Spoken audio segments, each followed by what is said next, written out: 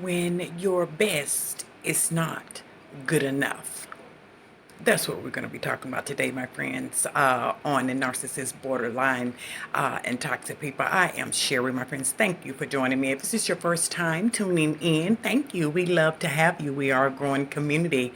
If you are returning, thank you. We thank you for your support and your loyalty. Uh, what do you do when you have given your all and that is still not enough? My friends, before I get into this episode about when loving you is killing me, and more in depth in trying to appease the narcissist, I would like to stop a minute and pay respects to my pet Allie. We had to take her to the emergency room. She's 14 years old. She's a Labradoodle.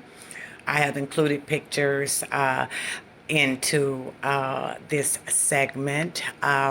She did not make it. She had a brain tumor, and but I felt it necessary um, to mention it. If I look a little peaked today, that can very well be attributed to that. However, I am still going to do my weekly episode, and keep in mind that my voice may be a little different today because of the loss of a family member. She feels like a family member. Again, it's Allie, and she's 14, and she had a brain tumor. At any rate, life throws us things, and the narcissist just happens to be one of life's curveballs, for lack of a better word.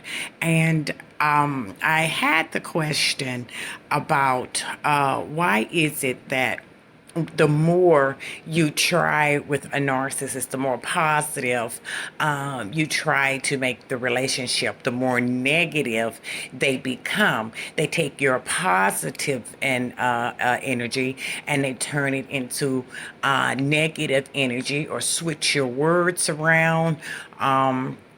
When you are trying to de-escalate the situation, they poke holes into your statements, turn them around, and you end up arguing, or the argument intensifies. That is a manipulative tactic. It is done intentional. The narcissist does not want to find common ground. The narcissist does not want to try to understand your point of view. The narcissist literally, their mind literally goes in a tailspin when you try to offer positive re-encouragement, or positive compromising solutions, if they're not getting 100% compliance on their end. The more you try to appease the narcissist, the weaker they believe that you are. You would think that they would suckle under those conditions, but no, they look at you as being weak.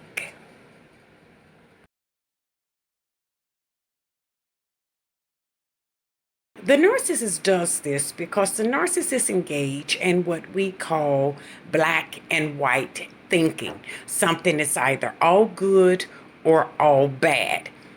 They do not, it's a cognitive distortion that does not allow them to recognize that sometimes good people can do not so good things. It doesn't mean that person is all of a sudden a bad person.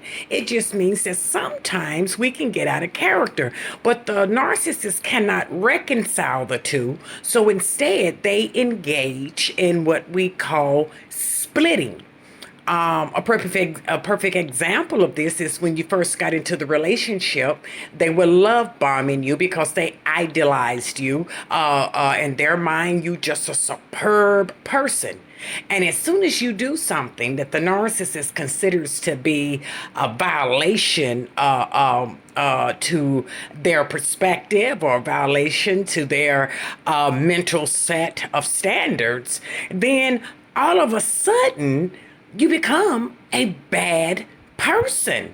Not a good person that did something different, but a bad person. And therefore, because now that they're looking at you as being a bad person, excuse me, everything that you have ever done good for them is forgotten.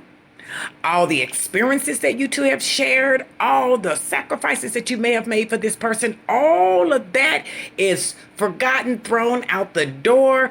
You're a bad person. So everything that you say or do, it's going to be looked at through a lens of this is a bad person. So if you give some positive advice or do something positive for them, instead of them looking at it as if looking at it as you're trying to be humble or you're trying to reconcile or whatever it is, whatever it is you're doing the positive thing for, they're going to look at it. I wonder what's the interior motive. Oh, they must be up to something. Oh, they get ready to ask me for something. Or they must have done something they had no business doing, and now they're trying to suck up. They will look at it through that lens because in their mind, you have already become the bad person on their standards. And that's a very dangerous ideology.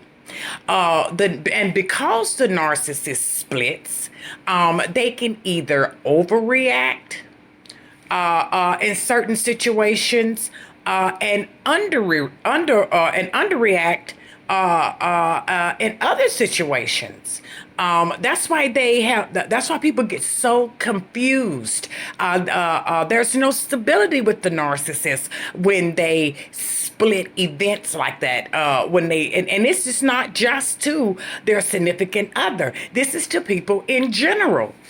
You would notice that the narcissist can be extremely nice to a person, and then y'all may go out to eat or something. The waitress may make one itty bitty mistake. Just say, for instance, she brought two forks instead of a fork and a spoon, and the narcissist, all of a sudden, that good waitress that he was going to leave a tip to, now she's a bad person for him to, or he or she, to get smart with. Be rude to that person. The good qualities in humanity, once the narcissist deems you as a bad person, just the regular qualities that come with a human being, they become obsolete to the narcissist.